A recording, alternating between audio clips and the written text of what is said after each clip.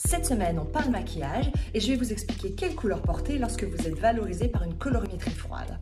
Lorsque vous êtes dans une colorimétrie froide, l'idée c'est de jouer avec toutes les couleurs dans lesquelles il y a une absence de jaune, qui vont plutôt tirer vers les bleus et les blancs, vous voyez dans l'idée, mais dans chaque famille de couleurs, il ne faut pas que ça vous restreigne.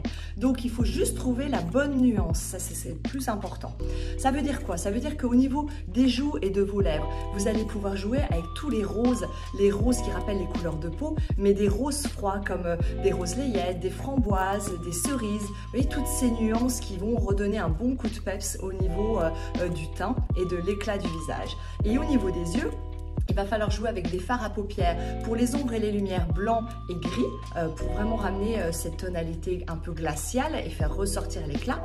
Mais on va jouer aussi avec les couleurs complémentaires de la couleur de votre iris. Lorsque vous avez les yeux bleus, il va falloir jouer avec toute la gamme des roses, mais des roses froids, des roses layettes, des roses barbe à papa, des roses dragées.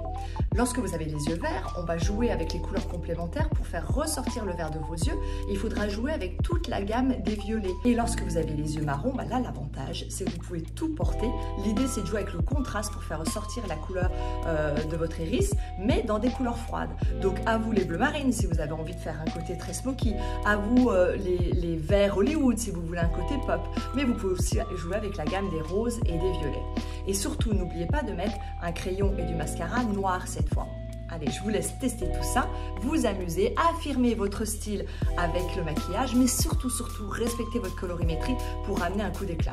Je vous laisse marquer vos petits commentaires en bas, me faire un retour de votre expérience et puis on se retrouve très vite dans une prochaine vidéo.